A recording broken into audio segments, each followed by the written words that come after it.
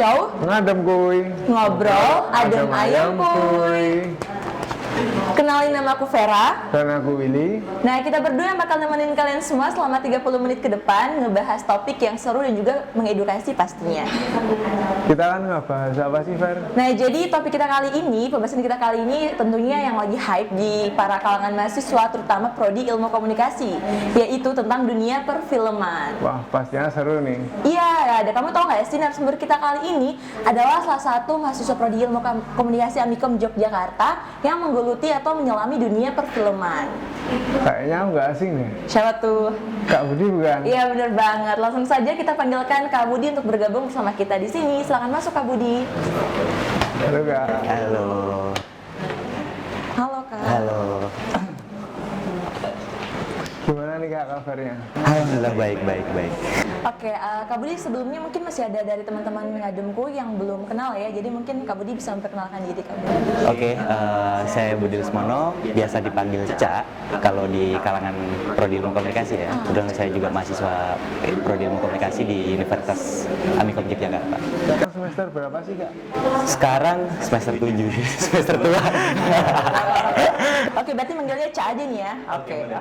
Oke, kali ini kita kan bakal ngebahas seputar filmnya, Ca. Awalnya sih, kenapa tuh Ca Budi bisa terjun ke dunia perfilman? Sebenarnya ada 3 versi sih. Sebutin semua ya. Oke. Awalnya sih kejebak ya, versi pertama tuh. Kejebak.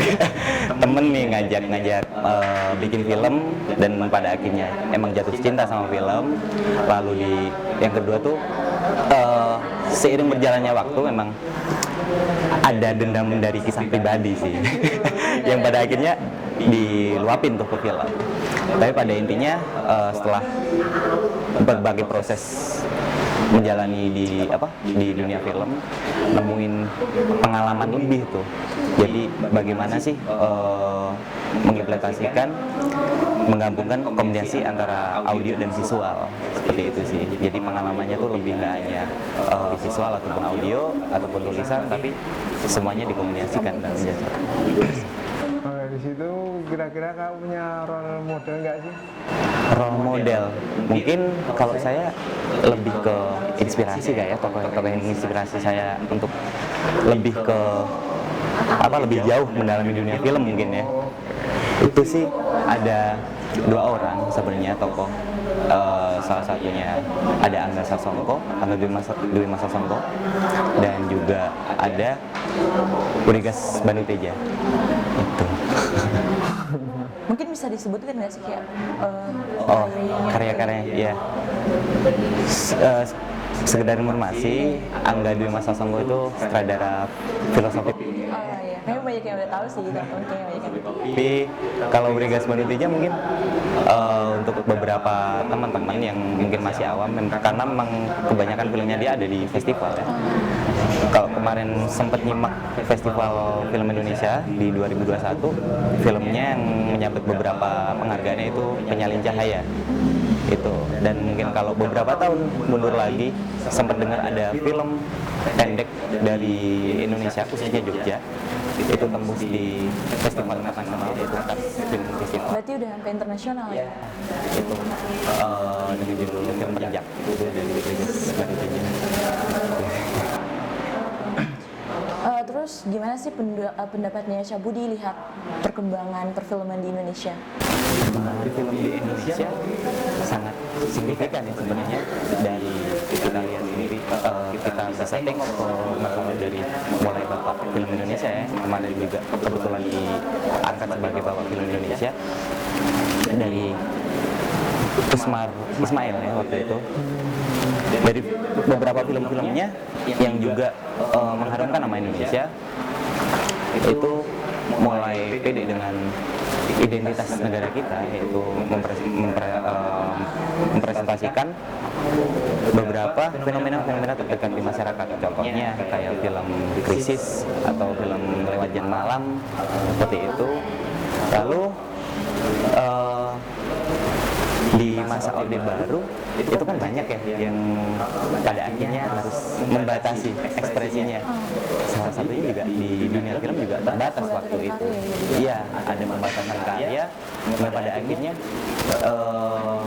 di awal-awal reformasi film kita mulai bangkit dikait dengan salah satu film yaitu Berdesak, itu dipromosikan oleh 4 sutradara yaitu Dewi Riza, Mana, dan Riza waktu itu. Menjadi salah satu tanda bangkitnya film Indonesia karena dibikinnya sendiri acak underground, acak sembunyi-sembunyi karena memang mereka dan juga dengan biaya sendiri. Bahkan guru sama aku bayar gitu. Umur badan ya. Iya, sama teman-teman gitu. Sekarang sudah ada produksi film.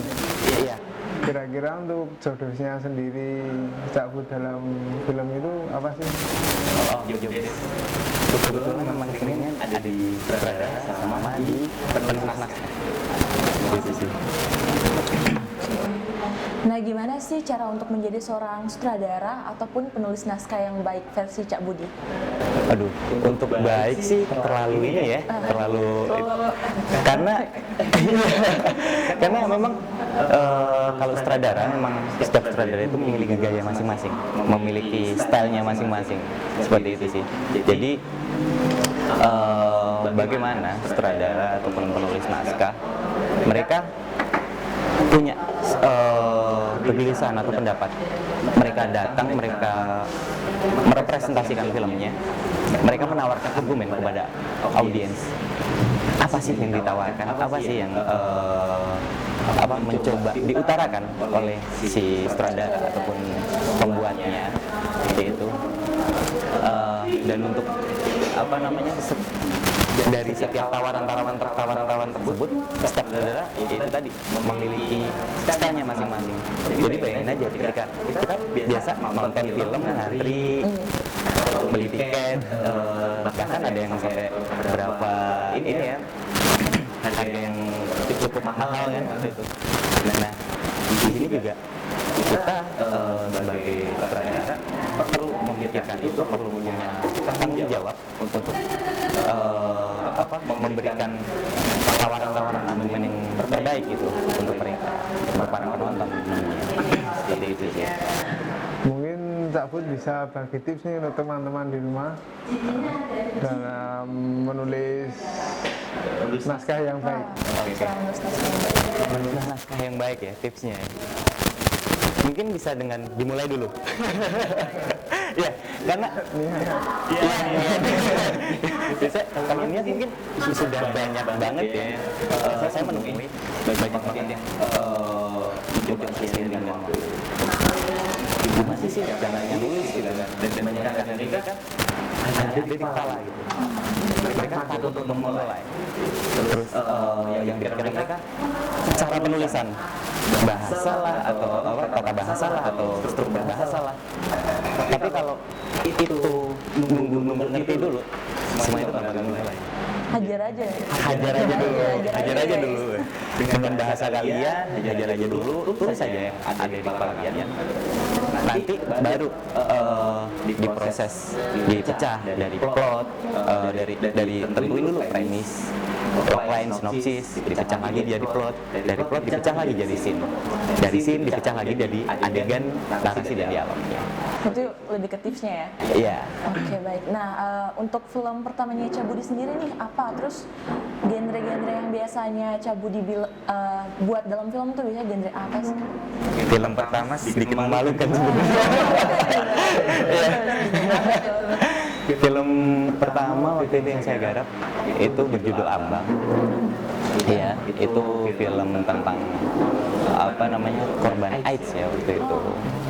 Jadi kita mencoba menelusuri bagaimana sih kehidupan para korban AIDS ini dan bagaimana sih stigma yang tertanam di khalayak tentang para korban ini gitu.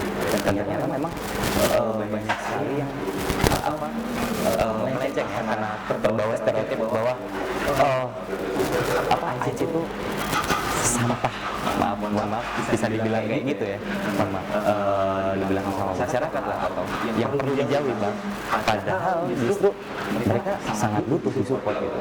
Bahkan penularannya pun nggak segampang kayak pandemi zaman sekarang kan.